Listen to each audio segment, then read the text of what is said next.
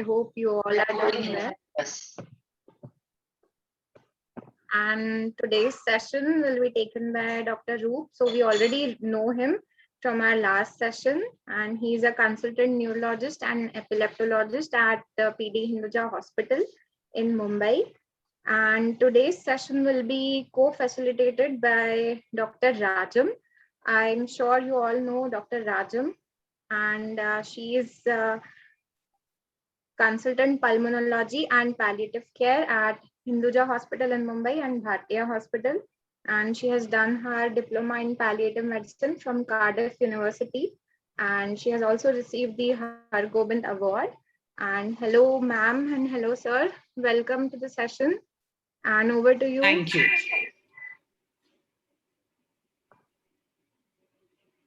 Hello. Am I audible? You are, sir. Yeah.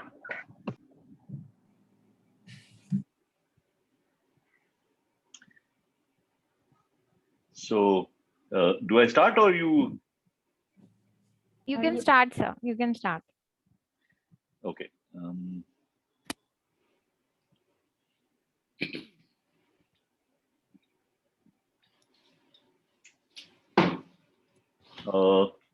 My screen, is it visible? Yes, sir. Okay. Yes, there we are. Right. So I was asked to talk on neuropalliative care. And as always, it's a pleasure to be here, to be meeting friends from Pallium, as well as the diverse attendees that come whenever one speaks at a Pallium function. What I would like to do today is take you through as much as possible of neuropalliative care. And as you can see, I wasn't sure whether to call it an introduction, a primer, or an overview, so you're going to get everything. And we try and finish it in enough time so that there's time for discussion as well. Yes, here it goes. Now, if you look at palliative care for neurology, typically how you see this issue depends on the way the palliative care services are organized. If it is a top-down kind of a mode where either insurance or managed care or public service gives it, then it really depends on how you recognize and refer the patients. But in most systems, neuropalliative care is part of non-oncology, which forms about 20 to 30% of palliative care work. In some systems, actually zero, because they are geared only to doing oncology. But, and I'll show you this to you a little later, when it comes from the bottom up, and this evidence we have barely a small bit, is mainly from the neighborhood networks in palliative care. When community organizations that provide palliative care, they recognize their burdens and they refer patients, neurologic diseases or symptoms constitute over 50% of services that are required. And obviously in India, because we don't have much of supportive care, these actually overlap with rehab and social services. Now, the challenges of neuropalliative care is that there's a lack of recognition of needs on both sides by neurologists and palliative care professionals. On the side of neurologists, I'm sure you know that neurologists don't know anything about palliative care. And on the side of palliative care professionals, the issue is generally that, well, I don't know about the rest of you, but I know that when I finished my MBBS, I thought neurology was a very tough thing to learn. And it was only when I finally entered neurology after my MD that I realized that it was actually pretty simple. And we need to make it clear to palliative care professionals that neurology is not that difficult. The other bigger issue is that prognostication is definitely more uncertain as compared to oncology. But I think the major challenge is that neurology patients are voiceless. Cancer has enough advocacy going on, and almost all over the world, perhaps less in India, oncology patients know that they want and need palliative care. But in one way, the way that this was put by a colleague of mine uh, who runs a charitable palliative care service, she said, if I have to take on an oncology patient, I can put a budget, a commitment to that patient. And I know that when that budget and commitment is over, the patient is also likely to be gone. Unfortunately, that doesn't happen in neurology. So obviously, we have to look at different ways of organization. That we'll come to a little later. Right. Now, what are the patients who require palliative care? Sorry, have I missed a slide? Yeah. In adulthood, it's dementia, Parkinsonism, motor neuron disease, stroke, malignant brain tumors. In childhood, you have people who have congenital brain malformations, perinatal brain injury, progressive neuromuscular disease. Think of Duchenne's muscular dystrophy. All patients who have refractory epilepsy and what we call epileptic encephalopathy, where the recurrent seizures themselves damage the brain, or people who have metabolic brain disease. Think of leukodystrophies and so on. And then at all ages, people who get serious acute brain injury, it could be hypoxic ischemic, it could be bad strokes, it could be trauma, the residuals of status epilepticus, bad neuroinfections, and what I call acute on chronic brain disease, where somebody already has a prior stroke and comes in with a metabolic encephalopathy or something else. And in a tertiary hospital, I seem to see this more often. The common themes, and I'm trying to simplify this, are actually basically just four. The first is cognitive loss or decline. So progressively that individual loses capacity. Eventually they end up with dementia. They have delirium, which you are very familiar with. And they have a whole variety of behavioral and psychiatric symptoms, which we will discuss. Then they have motor impairment, basically paralysis. This can be unilateral, bilateral, symmetric, asymmetric. And this motor impairment, when we say paralysis, we mean pyramidal involvement. But it could also be extrapyramidal, which means bad Parkinsonism, or somebody who has cerebellar involvement, or somebody who has lower motor neuron. So, for instance, Duchenne's and motor neuron disease are both predominantly low motor neuron. Then, of course, patients can have epileptic seizures. These can be generalized or focal. And remember that status epilepticus is often the way that some patients can go. And the end stage of all of this, when the patient is completely bedridden and is a chronic disorder of consciousness. Now, people can land acutely into the state because of massive strokes and so on, or with dementia, they can gradually land into this state, or say with motor neuron disease, they can gradually land into something called the locked-in syndrome. So the short forms that I've used here are PVS is the persistent vegetative state. The new term for that is unresponsive wakefulness state. Then MCS is minimally conscious state, and LIS is the locked-in syndrome. So you would think that you may have heard of the locked-in syndrome, and you know that this is due to a brainstem stroke, but people with motor neuron disease can end up in the same situation. So when do you begin to talk about all of this to the patient? You start talking about it at the diagnosis and continue through the course of the illness. And remember that if you're looking at neurologic illnesses, you're looking at fairly short, sometimes not so short, diagnostic phase, long supportive phase, and somewhat long terminal phase also. And it's important to understand that although the trajectories, disease trajectories are different from those of cancer, some of them may actually overlap. So you use the spikes protocol, but it has to be tailored to the phase of the illness. Yeah.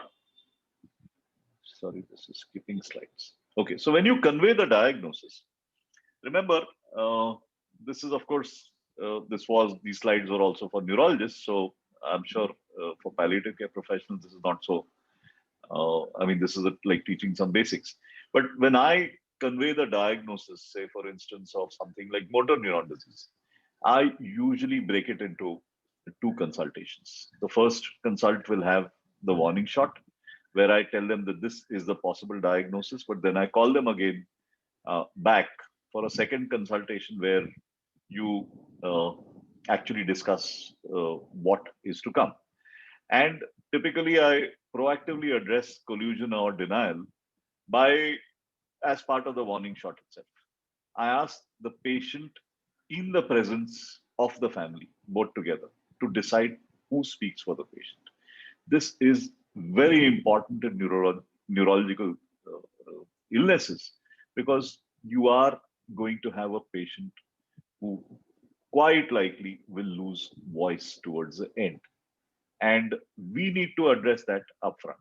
Again, I know to tell this to a palliative care audience is probably pointless. It's more for our neurologists, but still, just pointing this out that this may not have been done, and you will be, as palliative care professionals, you'll be facing the consequences much later down the line.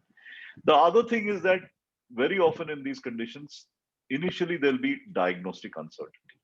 So you have to have your investigations complete as far as possible. And if you have any doubts, there must be a second opinion. And this is important because you, as palliative care professionals, may be called in at a stage when the diagnosis, as far as the family is concerned, is still not complete.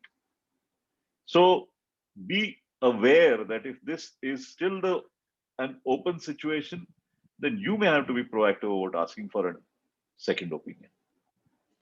As far as I'm concerned, I do the second opinion bit typically, say, whenever there is even the slightest bit of doubt, so that you get the family completely on board here. Then therapeutic options have to be discussed by us, and these may well be those that are in the category of alternatives, alternative medicines, and so on. And then you have to be very clear about their expense, their feasibility, the evidence that is there for them. Because unfortunately, there are enough people waiting to prey on our patient. For instance, for motor neuron disease, typically every large city will have a stem cell, and they end up wasting money that they cannot afford. We cannot rely on regulators, so we have to proactively tell them no. And obviously, you are preparing for the long haul, so you need to concentrate on building trust. One of the first things I do is call for a follow-up at 2 to 6 weeks. I usually ask for some investigation of the other, but this is more to address the impact of the diagnosis. Right. Now, remember that this is happening in other fields, but definitely so in neurology, that diagnosis is now going upstream. And you are getting early and preclinical diagnosis. For instance, Alzheimer's will now be diagnosed 10 years before the onset of dementia. That's my prediction. This will be another decade away. Huntington's disease is routinely diagnosed in the preclinical stage because there is a genetic marker. Progressive supranuclear palsy is a bad form of Parkinson's disease, and we can pick this up on brain MRIs before they actually start manifesting. FTD is frontotemporal dementia, and there's a genetic combination with a motor neuron disease. It's called the FTD ALS complex, and again, the genetic diagnosis is possible early. How does it impact us? Well, it impacts us because they will need counseling before diagnosis, and you have to proactively address issues of future incapacity. And no surprise, the people who are most bothered by this, lawyers are not bothered. I can tell you that. It's doctors. And if you look up the New England Journal of Medicine, you'll find enough literature on how to handle a senior doctor in whom a diagnosis of Alzheimer's has been made, who is still very productive. So I'm happy to share this literature. Remember that I have white hair. This is something that even I worry about. Okay. For all these patients, estate management and advanced care planning need to be thought of. And in Huntington's especially, but also in motor neuron disease, suicidal ideation is something that you need to be prepared to watch out for. And although this is a taboo topic in palliative care circles, for neurologists who deal with palliative care, we cannot not address the issues that surround medical aid in dying. So, when you start discussing these issues with patients, you need to assess decision making capacity. Now, decision making capacity is, although you would think that this is something that specifically has to be done by very specially trained professionals, no, it's not so. It is actually something that even a GP can do. Of course, if you have somebody with dementia, then I would recommend that this be done by a neurologist, because you need to have formal neuropsychological testing. And we have scales called the Mini-Mental or the Montreal Cognitive Assessment. These are paper scales which, frankly, nowadays our residents do regularly. And with this, you can get a kind of a basic number. And if somebody has cognitive impairment, but they do not meet the criteria for dementia, in MMSE, it is out of 30 points, somebody who has 24 or more, that person is by definition not demented. And there is no restriction on their decision making capacity. Below that, say somewhere from about mild to about moderate dementia, then you need to actually do some amount of due diligence. If, of course, somebody is severely demented to the point that they need to be assisted to take care of their basic activities, then they are permanently incapacitated. So, the second step is to assess the decision-making ability for the task at hand. So, they need to demonstrate that they understand the document that they are signing on, appreciate the reason why they have taken the decisions that they have taken, reason them out, and be able to express and communicate. So it's a 4-point test, and you have a fairly good algorithms for going through with this. So please understand that if somebody tells you that so and so has early dementia and he can no longer make a will, that is incorrect. They can actually make wills, but you need a specific assessment for that. Right. What about advanced care planning? Now, advanced care planning is something that I have been involved with as part of Elicit. And you know that living wills are valid in India. We've had some discussion on them. You need to understand that they are valid, but not enforceable. But you can understand that in somebody who's developing a, sorry for the short form, life-limiting neurologic illness, LLNI, you need to be very proactive about advanced care planning. If somebody has a diagnosis where rapid decline is predicted, say for instance, somebody who has a malignant glioma in his left frontal cortex, in another few months, he will lose the ability to speak and communicate. You need to do this right at the beginning. Or if somebody is declining as part of serious illness communication, in somebody who has recovered from stroke, anybody whose functional status changes, and any patient or family where the discussion is requested. This actually is part of a slide that I prepared for the International Neuropalliative Group, but well, there's no reason why we in India cannot be looking at this. The whole business of advanced care planning needs a semi-structured conversation, and I'm happy to, again, but that becomes a whole separate lecture. There are challenges in neurologic patients because of uncertainty and cognitive decline and communication difficulties, but all the more reason for us to be proactive on that count. The next thing to understand about managing about neuropalliative care in these patients is that there is a long supportive phase. So in this supportive phase, palliative care and rehabilitation need to work together. So rehabilitation has to be built into the management plan. Ideally, if you have access to a multidisciplinary team for the disorder. Abroad, there are specific disease-specific, say for instance, for motor neuron disease, you will have, maybe an academic center which runs an MDT for motor neuron disease, and they will take care of everything. Unfortunately, we are rather far away from that, but the beginnings have been made. For instance, Rajam and I are both part of a multidisciplinary team. It's pretty much formative at this point. It's more uh, uh, a support organization for motor neuron disease in Mumbai. But you understand the point that depending on availability and feasibility, you need to call in professional colleagues in each of these fields that I'm going to talk you through. The first is physiotherapy. And if you're looking at physiotherapy for different disorders, remember that aerobic exercise is something that is always possible. It can be self directed or it can be a group activity. And uh, that's something that, well, we know that everybody can do it. What about activities that need supervision? Weight training definitely needs supervision. You will be surprised, even motor neuron disease patients can do weight training and maintain their strength. Balance and gait training is very important for people with Parkinson's disease, but also for almost all other neurological illnesses where they have asymmetric involvement and they have difficulty in walking with a tendency to falls.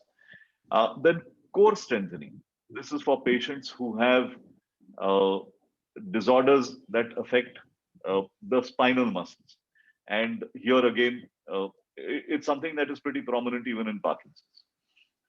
But the most basic are range of motion exercises. This can be done even by the home caregiver for a completely bedridden patient. And again, uh, I'm happy to share a YouTube video which shows you how families can do this as a daily program. And this is particularly important in somebody who is, say, for instance, in the persistent vegetative state, or anybody who's completely bedridden. The home caregiver can do this. Occupational therapy, well, this helps for adaptation training for activities of daily living, especially for assistive devices. And this can make a lot of difference, at least for a certain period of time. And assistive devices range from uh, hand uh, attachments for eating, for even for using the laptop, then for walking. I mean, we understand wheelchairs and so on, but how does an individual and what does an individual need? That's where an occupational therapist can be very useful. Speech and swallowing therapists are very important for specific exercises and assessments. This is important in motor neuron disease. This is important in Parkinsonism, and in motor neuron disease, I find not just in motor neuron disease, in other conditions also, I find that our speech and swallowing therapist is very good at telling me when a patient needs a percutaneous endoscopic gastrostomy. And then, of course, you have cognitive rehabilitation for mild to moderate dementia. This, of course, is not very well developed in India, but it is there. Right. Now, I'm not sure how many of you are aware of the literature that is now out there on symptom burden in life limiting neurological illnesses. It has been demonstrated that for Parkinson's, um, in the later stages, it is as much or more than for terminal malignancy. If you take caregiver burden, then for severe dementia, it is definitely more than for terminal malignancy. There are some differences from oncology and from other non-oncology conditions. One is that uh, in the component of physical pain, neuropathic pain can be substantial, and you need to assess and treat that separately. And then you need specific tools and skills for patients who have limited communication. So you have a score called the PAINAD score, and that's not very difficult to use. And you should be using that for patients who cannot speak. What about psychological, social, and spiritual pain? Obviously, this has to be assessed early before communication is lost. But even till a late stage, the primary caregiver can often give you an idea of what is happening. Then there are symptoms that are specific to neurologic disease. And the classic ones are the non-motor symptoms of Parkinsonism. There's a whole list of them. In both Parkinson's and stroke, you have mobility challenges and falls, and I'll be talking about them. There are behavioral and psychiatric issues. There are other motor symptoms. There's something called pseudobulbar affect and drooling, and I'll touch upon all of them in short. Let's look at spasticity, cramps, and fasciculations. These are very prominent in motor neuron disease, for instance, but they are also seen in Parkinsonism and spinal cord injury. They overlap with, but they are distinct from weakness. And the first line management is very, very simple. It's just basic stretching. So a physiotherapist can help with that. But range of motion exercises are something that the caregiver can supervise and the patient can also do to a large extent. I find that advising them to join a yoga class and to attend that at least as far as they can manage, at least twice a week is very useful. But in patients who are severely affected, you can try out pharmacologic treatment. I've put down quinine benzoate for cramps, unfortunately, not easily available in India. There are issues with ventricular condition abnormalities and in renal failure, and some people are allergic to them, but when available, they are fairly useful. An alternate, which may be effective in some patients, is magnesium tablets. I should have included that. Then comes straightforward spasticity. Now, cramps are they will come up as very painful episodes, whereas spasticity is, as you can understand, is continuous. You have two drugs that are very easily available, baclofen and tizanidine. They have to be gradually built up. There are contraindications. But baclofen, if a patient is responsive to baclofen, then it is useful to try out, especially in patients with spinal cord injury, an intrathecal injection of baclofen, in which case you can get you can really supercharge the pharmacological treatment of spasticity by implanting a pump.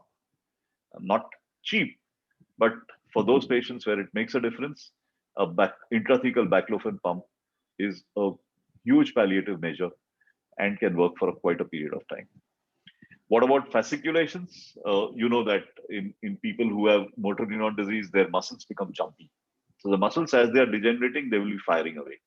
And not always, but some patients get very bothered by this. And you can use anti-epileptics such as carbamazepine or phenytoin because they are membrane stabilizers and they can work on this. Another big problem are behavioral and psychiatric symptoms, and they can be seen in anybody who has some kind of cognitive impairment. Remember that Parkinsonism, most patients with Parkinsonism after about 15 to 20 years do show some signs of dementia. And because of this, you get a wide range of these symptoms. So you can have delusions or hallucinations. You can have anxiety, depression, but probably the most troublesome for families is apathy. The patient just sits in one place and does nothing. Then, of course, you have euphoria, disinhibition, irritability, aggression, maybe even violence.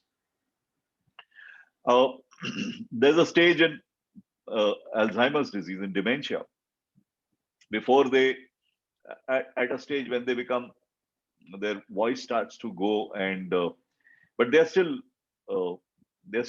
they're not paralyzed. They are able to walk comfortably. They start to wander and pace, and they get lost. So every few months, I will have a frantic call from a family of a Alzheimer's disease patient telling me that the old lady had opened the door and walked out of the house. And once in a while, they are really lost. Then disruptive vocalization. This happens less commonly in dementia, but it happens in a kind of Parkinson's that's called progressive supranuclear palsy. It's also called the Steele-Richardson syndrome. And here, these are patients who will go, they will have a single syllable, ah, ah, or some kind of noise. And this goes on at a loud pitch day and night. Whenever the patient is awake, it's on. And this can be obviously very troublesome. Sometimes this happens in dementia also. And again, this may require pharmacologic control. On both sides, you have to worry about sleep disturbance for both the patient and the caregiver. And how do you screen for them? For the patient, you can ask, at least at a stage where they are able to communicate, is simple single item questions or of anxiety. घबराहट हो रही है क्या? Are you sad? मन में उदासी है क्या? But I find this the most useful, and that is, आपके मन में शांति है क्या? Sorry for those who don't. Is there peace in your mind? I mean, this comes from the one item spiritual questionnaire that has been propagated by Steinhauser almost about 20 years ago. It's quite effective. It has been validated in American population. It says, "Are you at peace?" For our patients, I translate it to "Man mein shanti hai kya?" For both patient and caregiver, and I find this very useful. For both patient and caregiver, you ask any behaviors that worry you. For the patient, do you see things or hear voices that aren't there? And then, how do you sleep at night? So these are three questions that need to be asked. Now, when you run into these issues, you have to mentally categorize them from the annoying to the dangerous. And when they are annoying, then you have to use your basic palliative care approach of from one ear to the other ear, and then basically listen to the caregiver and pat them on the back and leave it at that.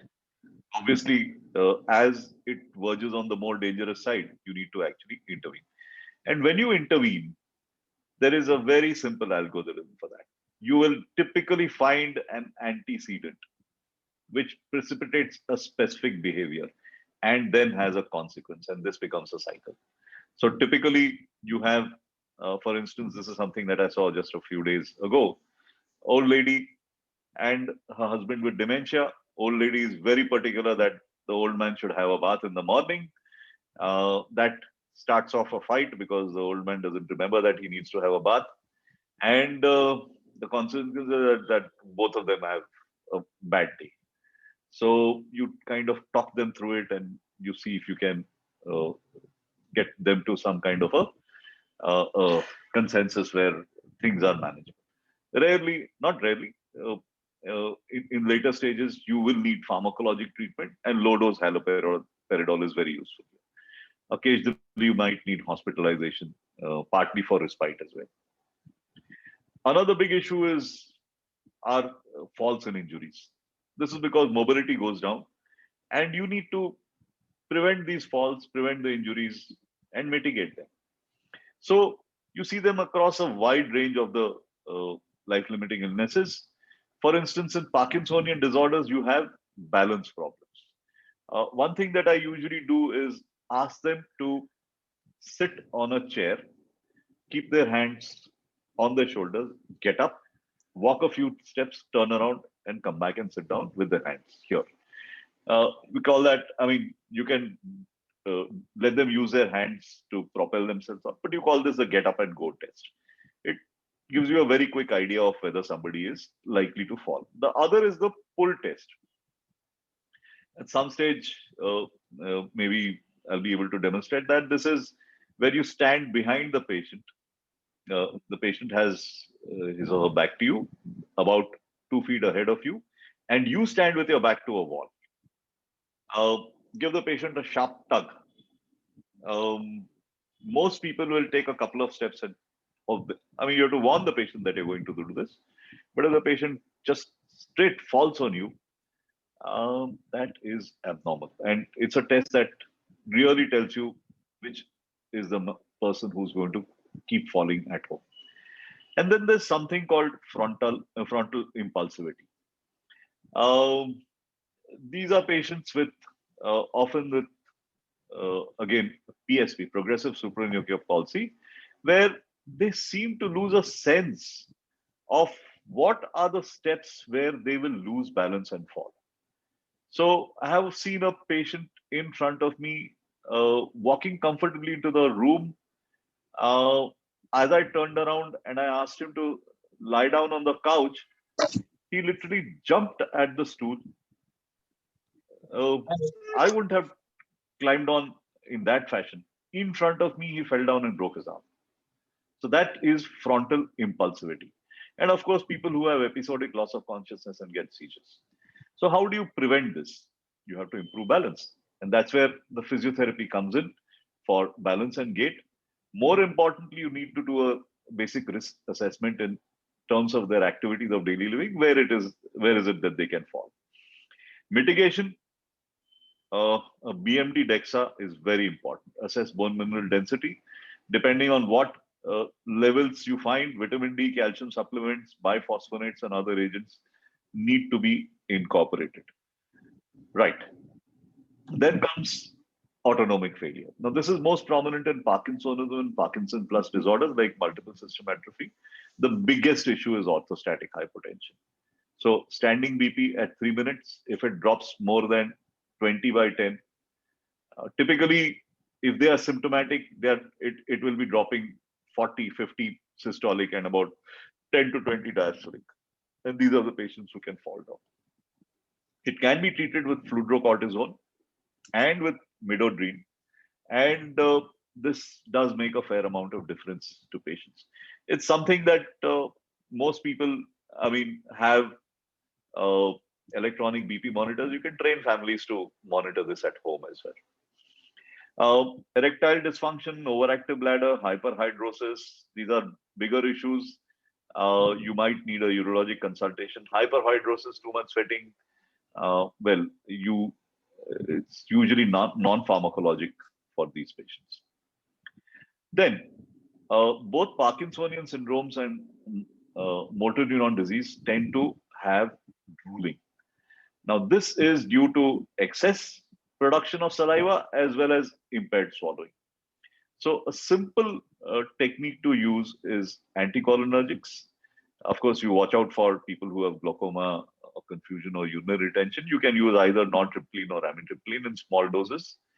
But the other thing that I find very useful, of course, you can use the scopolamine patch. I use atropine eye drops very frequently. 1 to 2 drops put into the mouth, say at the time when they are going out or wherever, and it keeps them dry for some time. Of course, if it is really severe, it would need intervention in the salivary gland with either Botox or radiotherapy. Then there is something called pseudobulbar affect. And this is inappropriate laughter or crying. This is seen again in motor neuron disease, and it is seen in strokes that affect the brainstem. So I have this woman who comes in, and everything you ask her is ha ha ha ha ha ha ha. She's not feeling funny inside, and both patient and family, as you can understand, find it distressing. Now you can use small doses of antidepressants for this.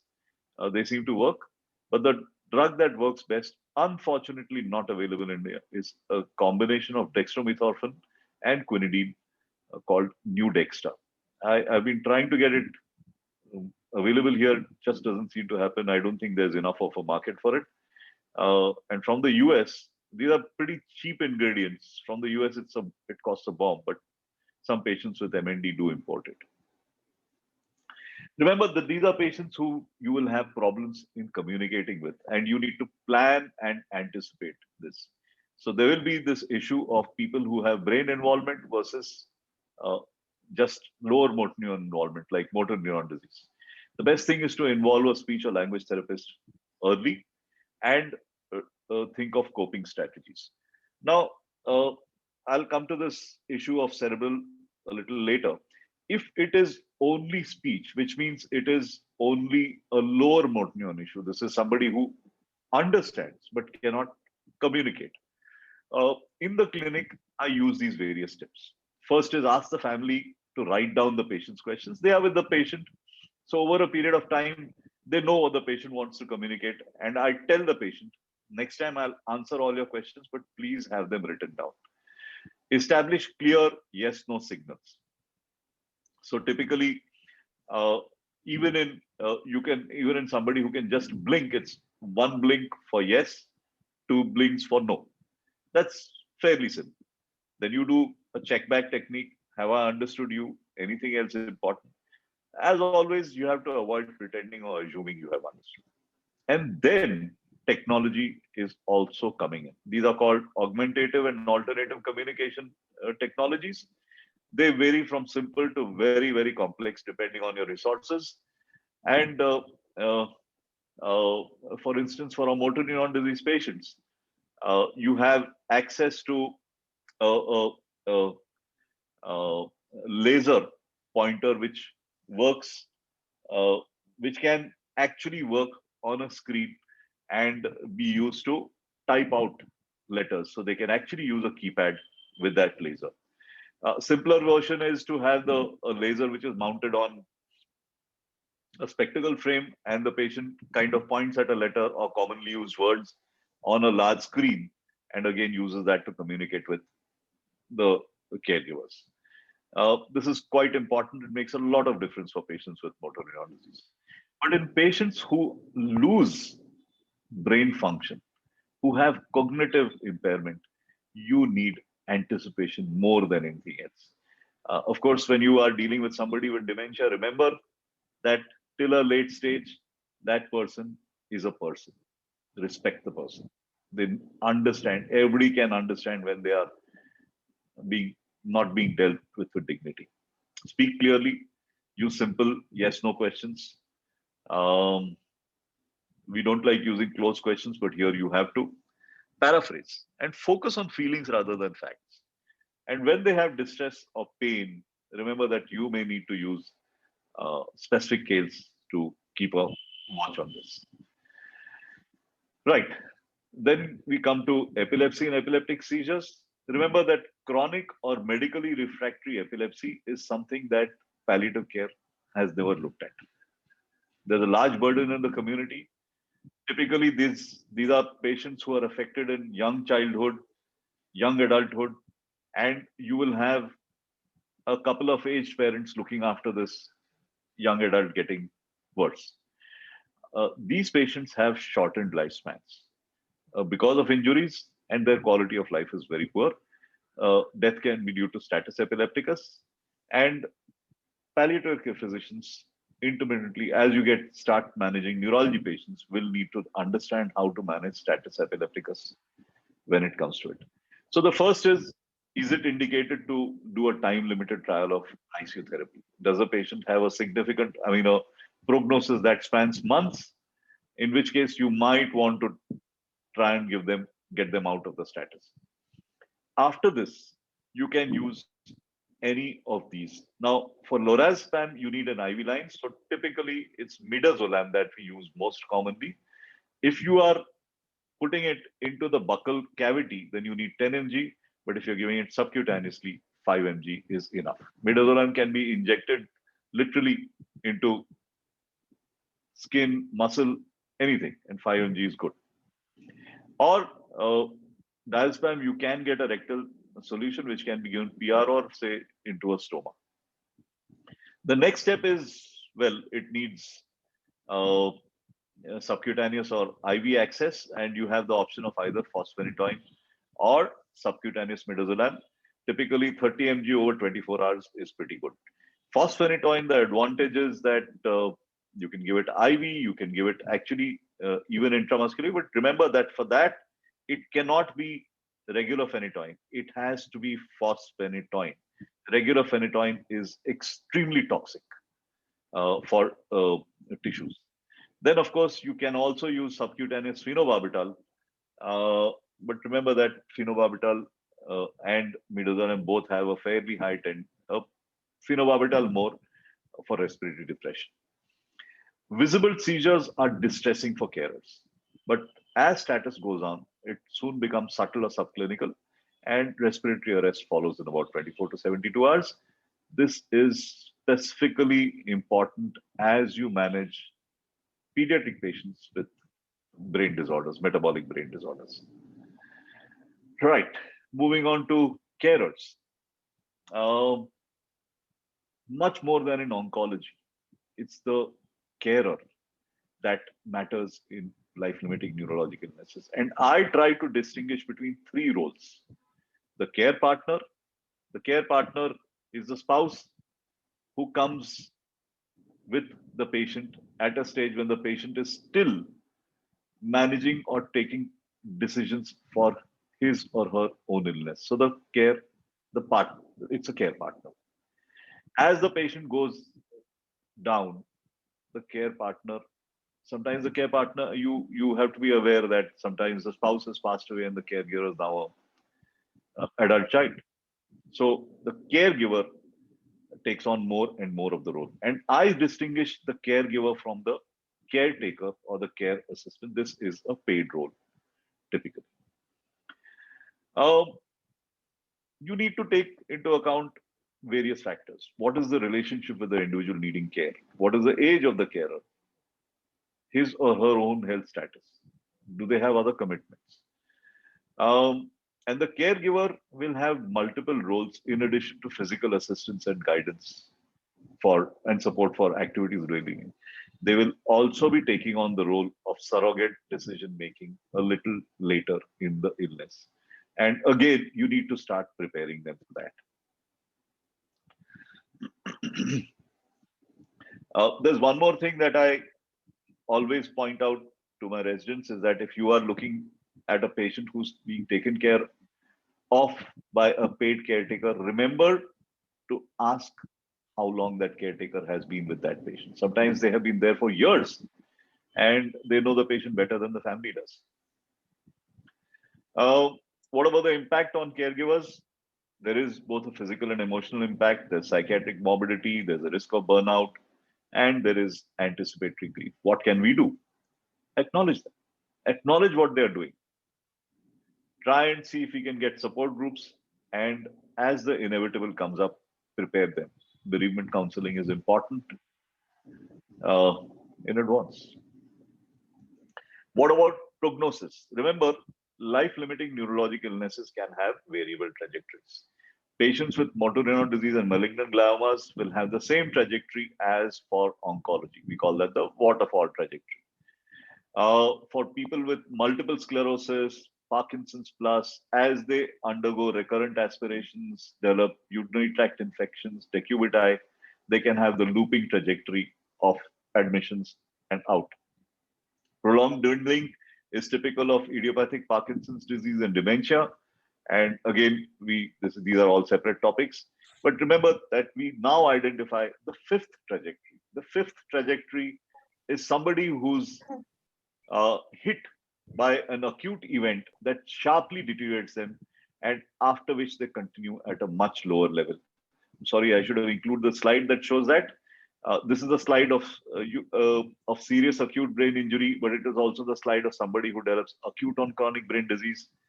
And please understand that in elderly individuals, the fifth trajectory can be precipitated by systemic problems. So I have seen this happen with a fracture neck femur. Somebody who was completely mobile, intact, but in mild dementia gets a fracture neck femur and is completely bedridden and demented after that.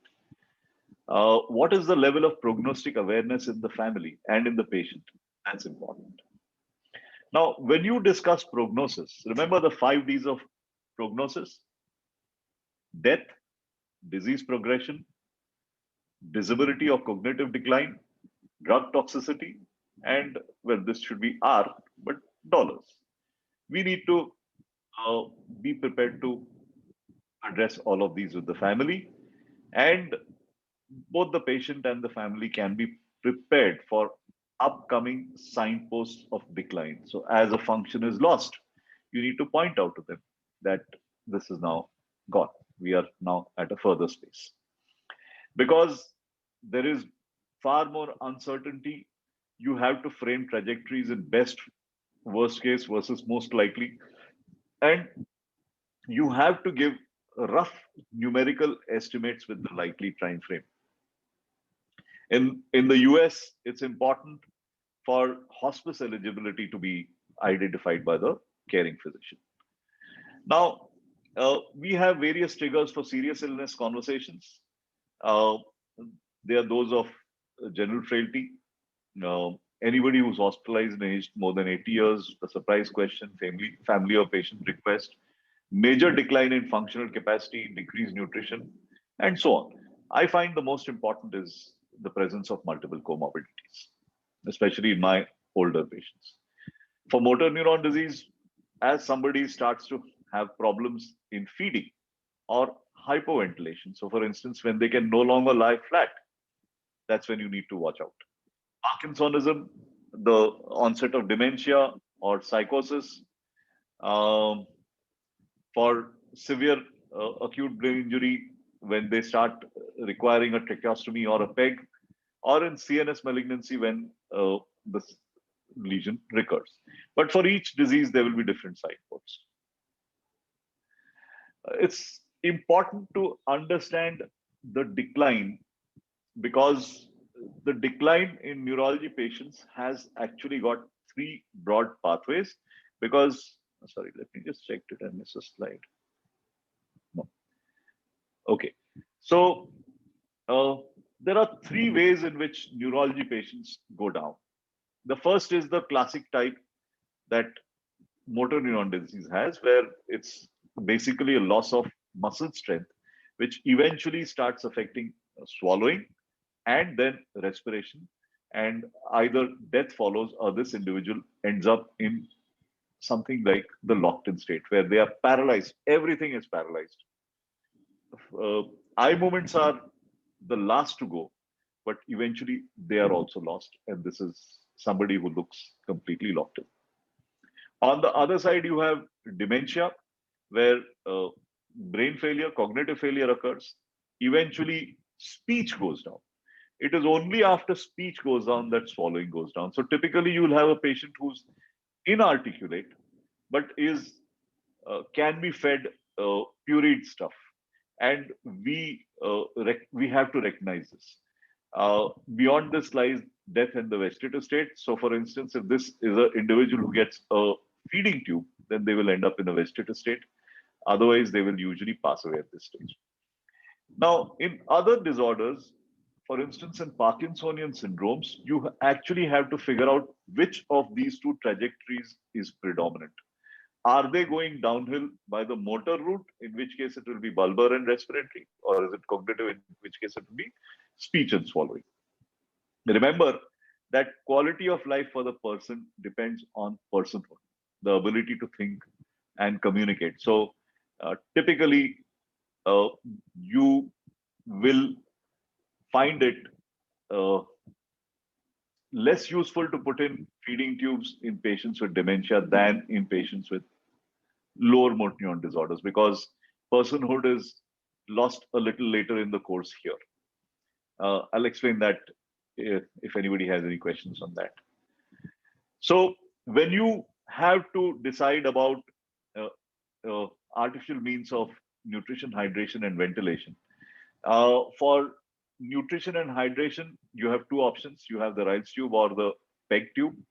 The advantages that the PEG has is that there is a reduced risk of aspiration, and there are now trials which show that. More importantly, there's a better body image. Think about it. I mean, this tube hanging down, nobody, if they are in a conscious state, wants to be seen like that. Early PEG, especially in motor neuron disease, actually preserves respiratory function. And because if it is done late, you run the risk during the procedure itself of ending up with an intubation. You have to watch out and do the PEG when the forced vital capacity is dropping below 50%. Because if you do it at that stage, then you add at least about 3 or 4 months of life to that individual. For respiratory management, you start off with non-invasive ventilation, then transition to dyspnea control with morphine. And for that, any questions, I'm going to direct you to Rajam, who helps me with all my patients here. Some patients will end up with a tracheostomy and invasive ventilation. And when this happens, say, for instance, in motor neuron disease, at a point, and when this has been studied, that at a point, the patient's quality of life stabilizes. they get used to being taken care of. But the carers' quality of life keeps going down. So towards the end, as you are deprescribing, remember that there are some medication issues that come up. Delirium is something that comes up much more easily in neurology patients because it's a vulnerable brain. Uh, Very often, this may be due to comorbidities, but can also be due to medications. And one useful thing to check is the anticholinergic burden. I know when a patient comes into usually into a palliative care unit, most drugs are unnecessary at that time. But for especially if you're looking at patients a little earlier in the course, you can look up something called the anticholinergic scale.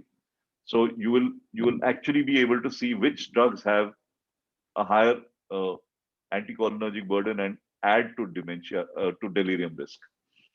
Uh, we use haloperidol and atypical antipsychotic drugs, except in patients with Parkinsonian features.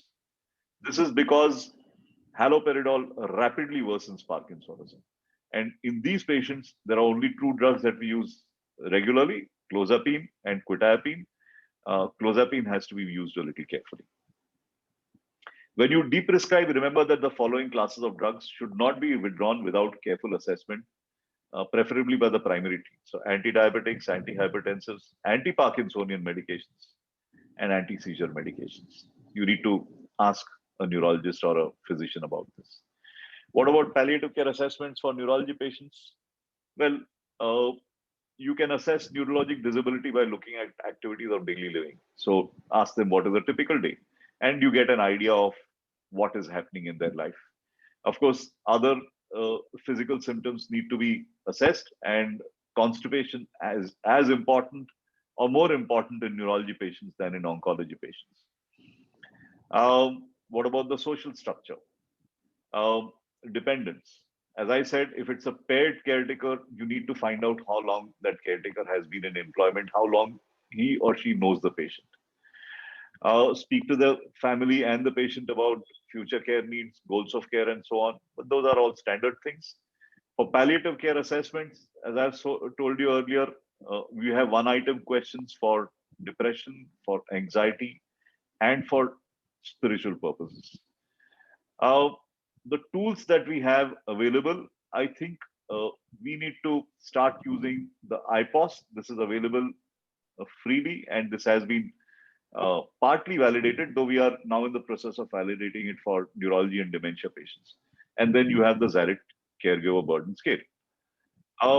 Then come end of life decision making. Now, we call these heuristic decisions because these decisions are rule of thumb decisions. They may not have evidence. And because of this, they are subject to cognitive bias. So you have to be sure of what you are doing. Typically, for eating, swallowing difficulties, you need to assess whether this is an emergency. If there is dementia, then you need to switch over to what is called comfort feeding or hand feeding. This is uh, completely acceptable to families, except that very often physicians are not comfortable.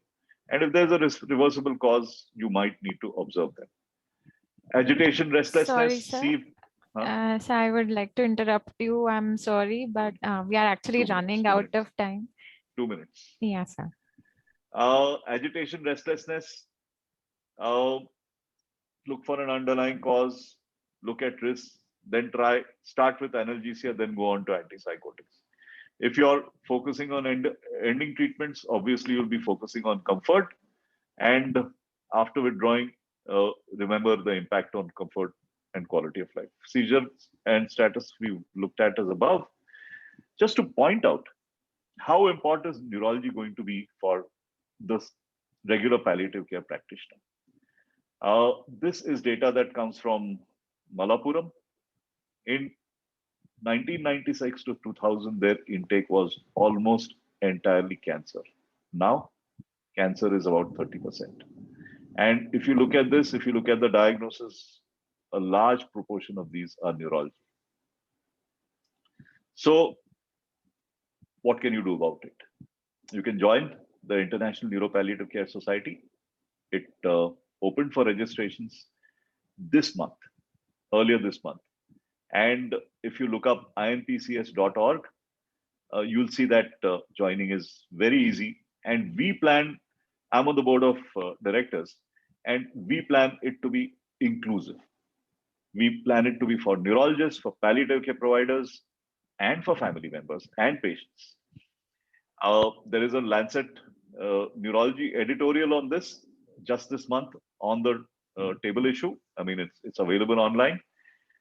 But more importantly, I'm pointing out to you that I am going to be setting up an international certificate course on neuropalliative care.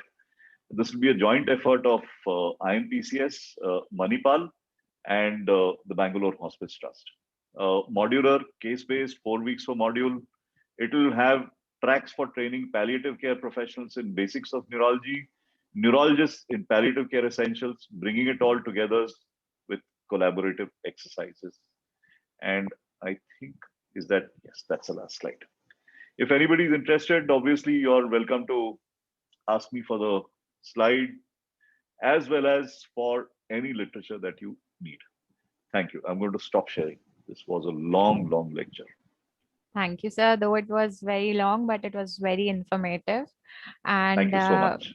We can have the case presentation now, and after the case presentation, we can have the discussion if there's time left. And also, at the end of the session, Dr. Ann would like to talk to everyone about the questionnaire for 5 minutes.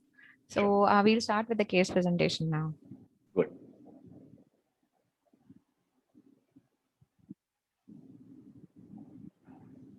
Dr. Sangamitra, can I share the screen or? Yes, I'm just trying to share it. Okay, sure.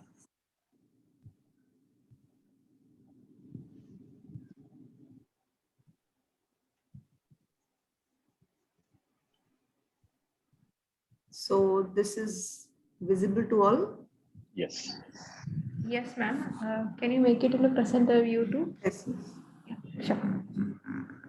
Thank you. So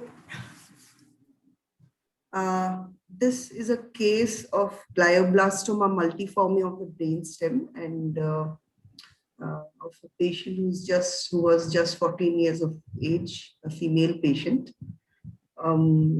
Before going into the details of this presentation, I would like to put on a disclaimer saying that all pictures that I have used are of the real patient, and I've taken proper permission from the immediate family member to use these. So the patient belonged to a nuclear family. The family is financially well off. The father is a businessman, mother is a homemaker, and the brother of the patient is around 10 years of age, and he is in the 4th standard.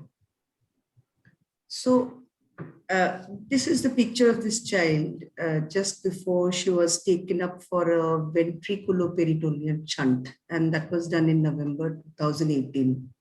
Then she slowly slipped into unconsciousness, and we got her the request for home-based palliative care in December 2018. So we saw her unconscious and bedridden. All her limbs were paralyzed. There was a Ryle's tube and a urinary catheter. Medications were given through an IV line at that point in time, and some was also through the Ryle's tube. Basically, the tube was put for nutrition. Her mother said that she had seizures occasionally, and whenever she has heavy breathing, she knows that she is becoming restless. Sometimes her temperature would shoot up to 102 or 103 also. And many times a rattling sound could be heard just over the throat.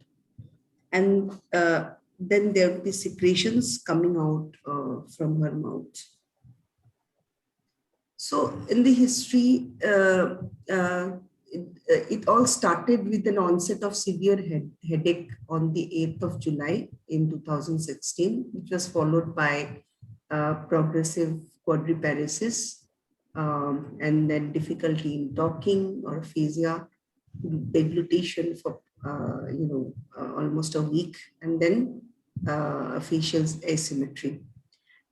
There was no history of an LOC or a seizure or fever or any other comorbid illness in this child.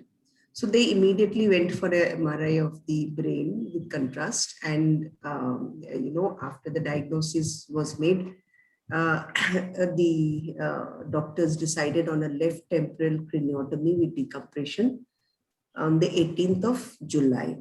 And then, a histopaths along with the interpretive findings confirmed the diagnosis of this particular disease. The child, unfortunately, again started developing signs and symptoms of cerebral compression towards the middle of October in the same year. And she had persistent vomiting, refusal to feed, she had difficulty in speaking, and generalized weakness. So when we examined her, she had frank signs of 6th cranial nerve palsy and a palsy of the right facial nerve. And that led to the decision of doing a VP shunt. And even then there were frank signs of disease progression with pulmonary edema setting in on and off, high-grade fever, difficulty in breathing, and a lot of respiratory secretions. So we started her on Dexa, Tab Dexa, which was actually, given on and off in the hospital per se. So we just regularized it to around 4 milligrams per day, sometimes, putting her on mannitol and glycerol. And that was purely on the basis of what signs and symptoms of decompression or, increased ICT appeared for us. Other supportive medications like, the proton pump inhibitors and antiemetics were also initiated. We put her on phenobarbital for her convulsions and hyoscine for controlling her secretions. Oxygen was as and when required, and that was, when she was breathless, the parents would give us a call and say that I want to put my daughter in oxygen because this is what is happening and we just can't see that, our daughter suffering like that. So we had put the patient on high priority for nursing care because I felt that was the only thing that we could provide. We also provided her with a person who could come and do some physiotherapy for the daughter. Although it was quite very light physiotherapy, but still then it was very important for to make the patient's circulation, the surface easier. We tried teaching her mother because the mother, even after being financially well off, they never wanted anybody else to come in to take care of the daughter. The mother was involved in actively taking care of the patient. So she was keen on, of course, learning, what were the possible things that she could look after, the anticipation that they could make. So all these things were, also helped us a lot. Coming to the psychosocial aspects, I think this was a big hurdle or kind of a burden on our own personalities that we as a team faced. The mother would always say that my daughter will get well soon. I have this feeling, I have a gut feeling. And many times, why has this happened only to my child? She's just 14 and she has not yet seen the world. Sometimes you would say, my tears have dried up, I can't cry. So, you could actually guess what she was going through. Being actively involved with the child 24/7, sleeping with her, trying to feed her through the tube. And interestingly, she told us whatever she left, she couldn't feed her, she used to take it. So we could see frank loss of weight on the part of the mother also, because she never wanted to have food, solid food, because the doctor was not having it. So that was the burden of the mother, the psychosocial issues of the mother. Interestingly, the father said was a little bit more, towards the treatment side. He said, I don't have the money to afford gamma knife treatment. And I have read about it, and it has cured many patients.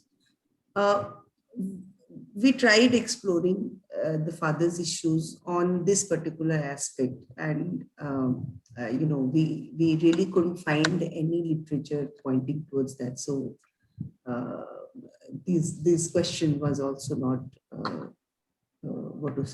not answered by us. Interestingly, I think couple of times, or more than a couple of times, the father actually asked me, doctor, when are you going to give her the final injection?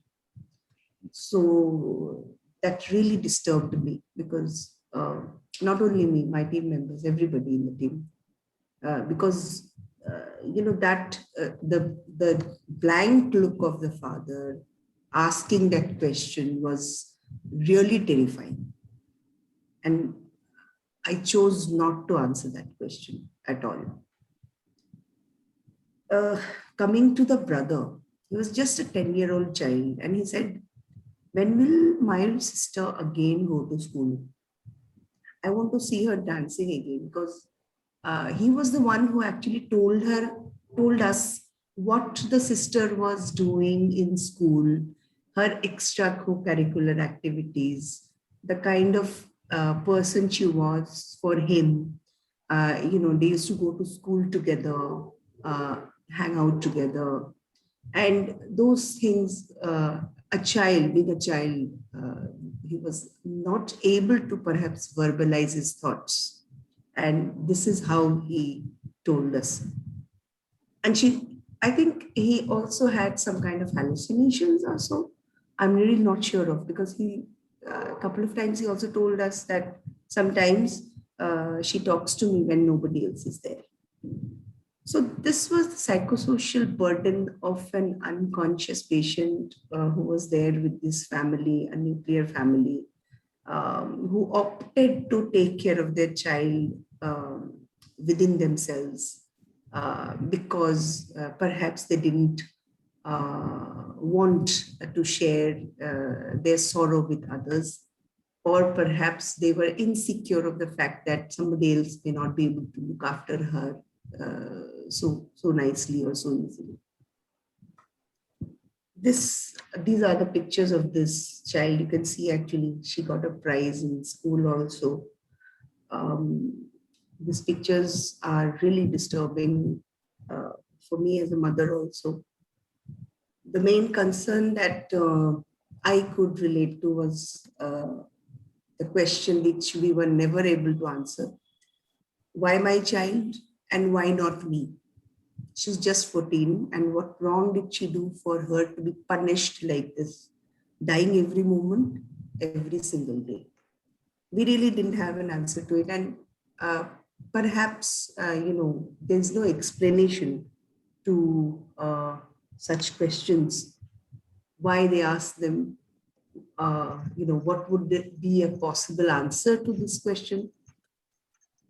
So in summary, I feel the most important part of managing such patients is compassionate and effective supportive care. When the patient's condition would deteriorate, where you don't see a role of further surgery or therapy, seems unreasonable at that point in time. And you expect a lot of clinical problems like seizures, headache, dysphagia, neurologic deficits. Unfortunately, we got the child only when she was totally unconscious. And, these classic signs were not there.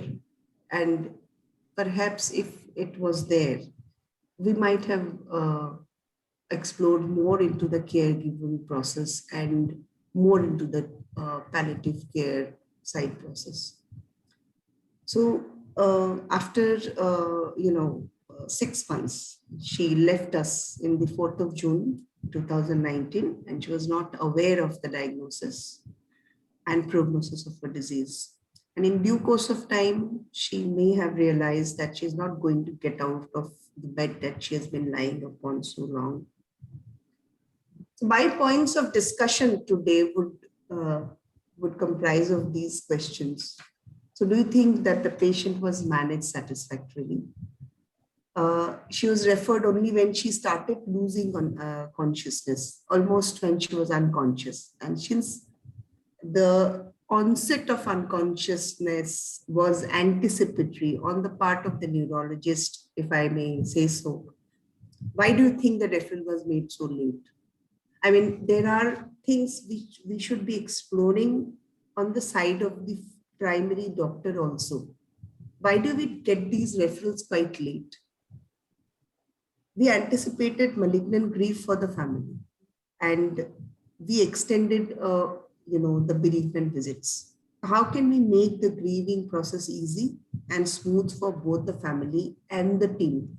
Because this was more of a emotional and psychological aspect of the caregiving process, or on the part of the team. And the burden that we felt was much higher in this patient than in any other patient that we have had. Coming to what more we could have done, what are the options of palliations we can offer to such patients as specialists in palliative care, especially how do we manage seizures at home in contrast to that of the hospital? And what should be ideally done for managing severe headache and vomiting? Would you consider inpatient care for such patients for end-of-life care? And that's where, many times we did face situations with this particular patient when the parents were in a kind of a dicey situation that they're facing. They would want to rush the patient to the hospital. And after they talk to us over phone, they would calm down, and then they would understand, okay, so taking her to the hospital may not be a good idea. But still then, do you think the end of life care process for such patients would be can be done better in a hospital setting? And how can we better answer the question of the patient's mother to offer a sense of closure to her? Because that's where I really felt that, she might never have a closure for this patient. So that's the end of my presentation, and we can perhaps go in for a discussion. Thank you so much for a patient hearing.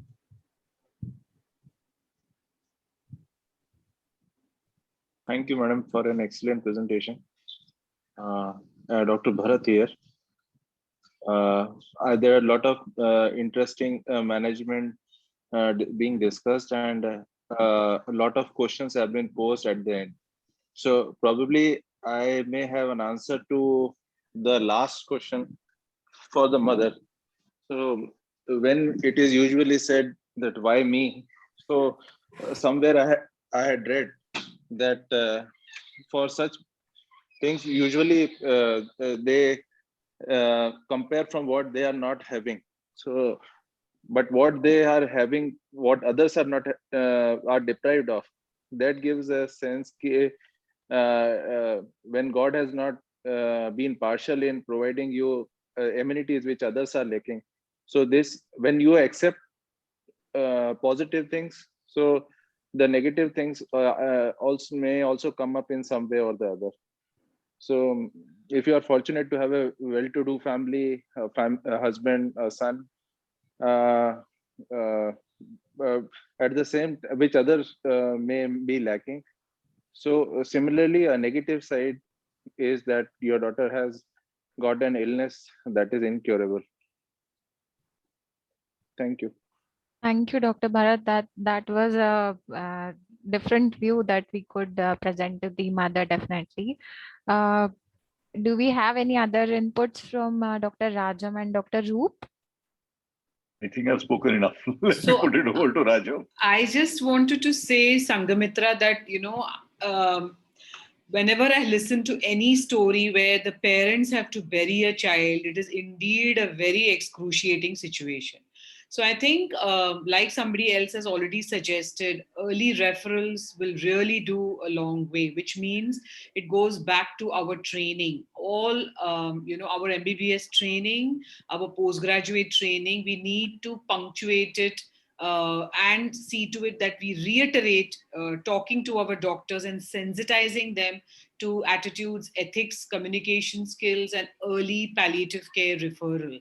Even today, doctors think palliative care is giving up and palliative care is for end of life. I have consultants in the hospital who say, how come you're already calling palliative care physicians? So I think first and foremost is how our training is, so that we produce doctors who are at least can wear a palliative care hat. As in this case, I think a late referral is really difficult for the parents to deal with. Second thing, I think the beauty of palliative care is also the multidisciplinary approach. So here, looking after the sibling with the child counselor, the parents with the psychologist and the psychiatrist, and constantly telling them that, they are unfortunately going to have a day when this child is going to be no more, and she will live multiple days on her bed with poor or no quality life. So, and the other big issue, like you said, Sangamitra, is that the child herself didn't know, and she was not very young. She was 14, and present day 14-year-olds are smart. I mean, you really need to sit down and tell them their diagnosis, because some amount of input from the child also help the patients prepare them. For example, I have a very dear friend of mine whose daughter was born with a single ventricle. That girl had a couple of major surgeries in the US under the age of 6 months, and she's 26 today. There are questions she tells, which is very pertinent. And she says that I don't want you to do 1, 2, 3. Tell me what's happening, what's wrong with me, why am I feeling the way I'm feeling. So I think if the child was also better informed, and the child therefore could in her own little brain process what she wanted to and what she didn't want, that also could have helped the patient's family. It's not easy. By no chance is this situation comfortable or easy for anybody, including the palliative care physicians. But I think we need to get in early. We need to have a rapport. We need to have multiple levels of safety nets for the family: the child counselor, the psychiatrist, the financial support, the true picture of the illness. So the neurologist, the neurosurgeon, everybody needs to be there as a team. And I would say that if the family is not able to cope managing this little girl at home towards end of life, then hospitalization is fine, because I think they have more support. There are more people to hold hands. Of course, things have changed in the COVID era. Still, they will have the nurses, they'll have other parents. There's something else that a hospital offers, that with the ring, by press of a button, there are 4 people at least who come to aid the child who's probably having uncontrollable seizures, etc. So I think this is a difficult situation. It has to be individualized to the needs of that particular family. It is excruciating to bury a child for any parent at any age. And, I think involving the patient itself, especially because this child was a teenager, is very important, because there are some things that she might have said that would probably, if not soothe the parents, at least feel that we are doing what she wanted us to do.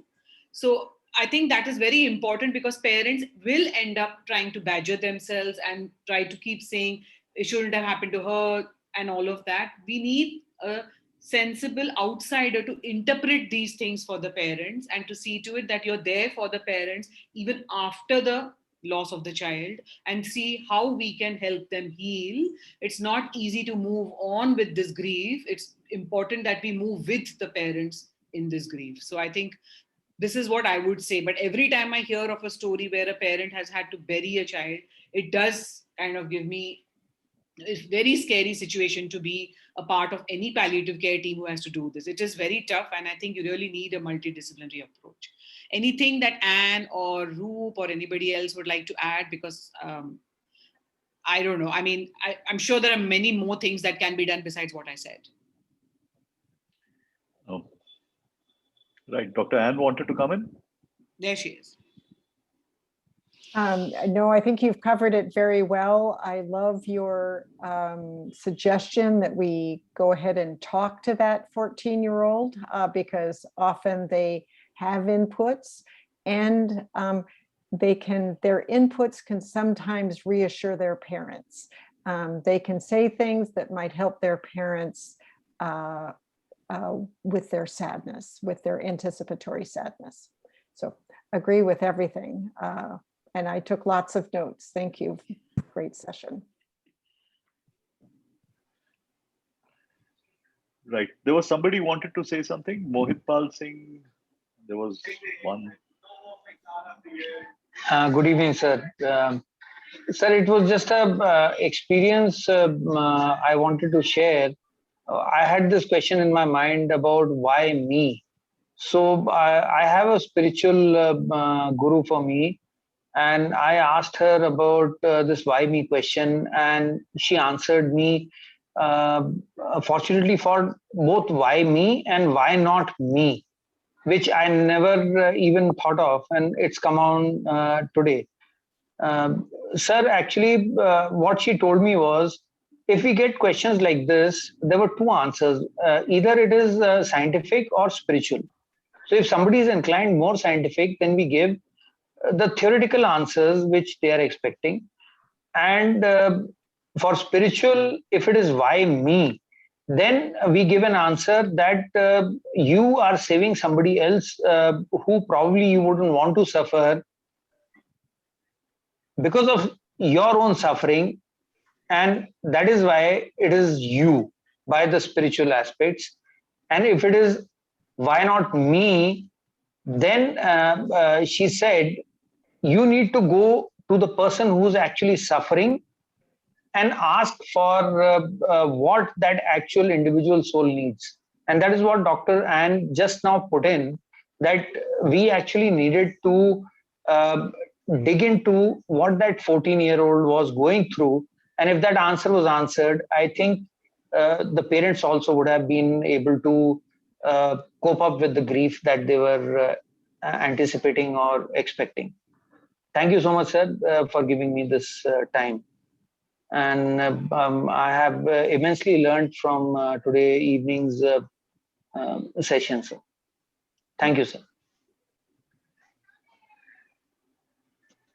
Right.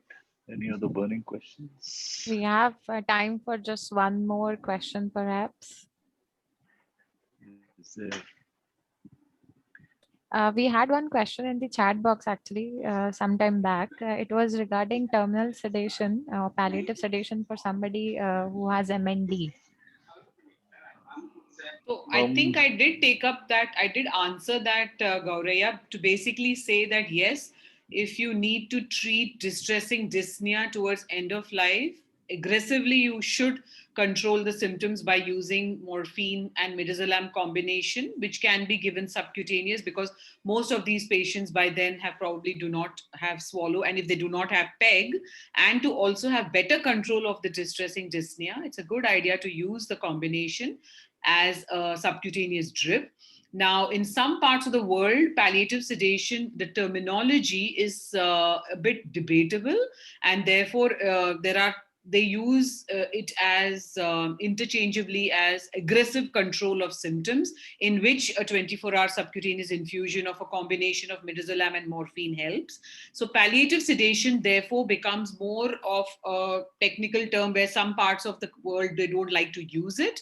If Dr. Anne wants to add to that, that'll be great. But basically, it is to see to that the patient is comfortable, because we are really aiming at symptomatic and comfort for the patient at that stage, given the background of the illness.